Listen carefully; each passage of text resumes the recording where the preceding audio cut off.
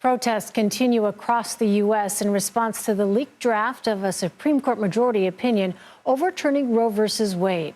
As Ed O'Keefe reports, some Democratic governors are now rushing to secure abortion access at the state level. At the Supreme Court and across the country today, Americans took to the streets to protest the potential end of Roe v. Wade. Asked about the leaked draft opinion, President Biden took a swipe at former President Donald Trump and his GOP coalition, who helped install the court's conservative majority. What are the next things that are going to be attacked? Because this MAGA crowd is really the most extreme political organization that's existed in American history, in recent American history. Democrats now see the possible end of abortion rights as another way to call out differences with Republicans ahead of the midterm elections. How dare they? How dare they tell a woman what she can do and cannot do with her own body? On Capitol Hill, there's a push among Democrats like Massachusetts Senator Elizabeth Warren to write federal abortion rights into law. The United States Congress can act and protect a person's right to an abortion.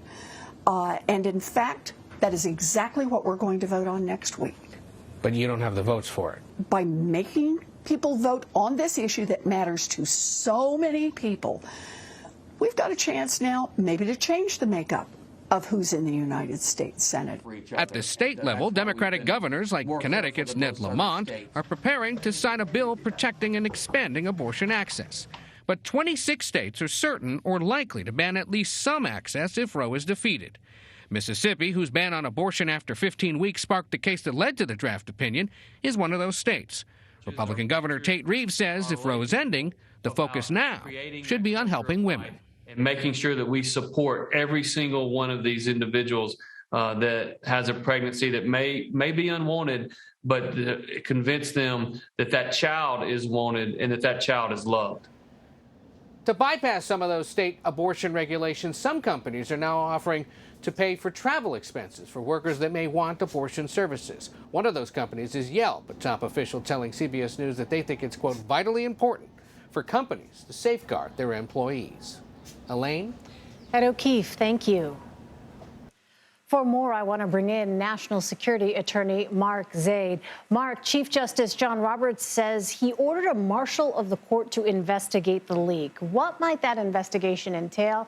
And has the Supreme Court ever conducted something like this? Well, I haven't seen any reports that they've conducted an internal investigation like this. And while it's incredibly rare for a leak of this magnitude to come out of the Supreme Court, it's not the first time. In fact, the original Roe v. Wade decision almost 50 years ago was the subject of a leak. Not the decision, but the actual decision of how many justices were voting and what the voting was going to be. This is law enforcement, so they'll no doubt check the computers, maybe work phones, and even just asking those who work at the court or around the court as to whether or not they're responsible. That could lead to a criminal charge if someone lies to a federal official. Well, in a radio interview, former Attorney General Bill Barr said a special counsel may need to be appointed to find out who released the draft. He also suggested a grand jury may need to be convened. Explain how that might work. Well, at this point in time, there's honestly no basis to do that. There's no reasonable suspicion of a crime, any indication that this is criminal in nature. Yes, I could come up with a tortured interpretation of some of the laws to apply to this. But if you applied some of the existing laws to this type of conduct, then you're basically criminalizing almost daily routine activities within the federal government of taking documentation home and sharing the information like with reporters. And that's just not going to happen as a matter of practical policy or law. Well, I do want to ask you about one law, because some people have noted there is a law under the U.S. Code that makes it a crime to steal government property and documents.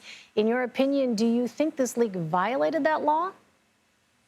I do not. In fact, interestingly enough, there's actually a Department of Justice policy interpretation that says they wouldn't prosecute those who fell under this statute if the information was disseminated for the purpose or primarily for the purpose of disseminating it to the public, because they don't want to criminalize whistleblowers.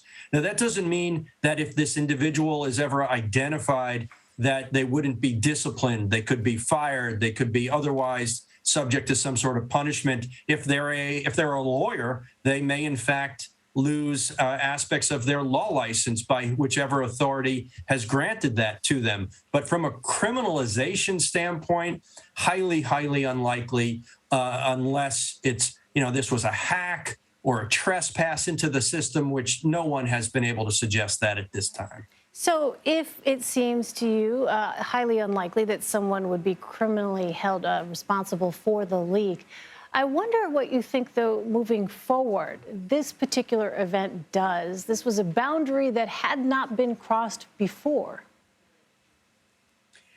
It hasn't been crossed lately. There are aspects. Look, there are a number of books that came out all the time, including, let's say, the 2000 Supreme Court decision of Bush v. Gore, where clearly individuals who were in the know have shared information. Now, that was prospectively or retroactively, but looking at it prospectively, there have been instances in the Supreme Court history where decisions have been leaked, or at least what the ruling is going to be. And again, it is incredibly rare. Most leaks come from the executive and legislative branches, but it's not unheard of.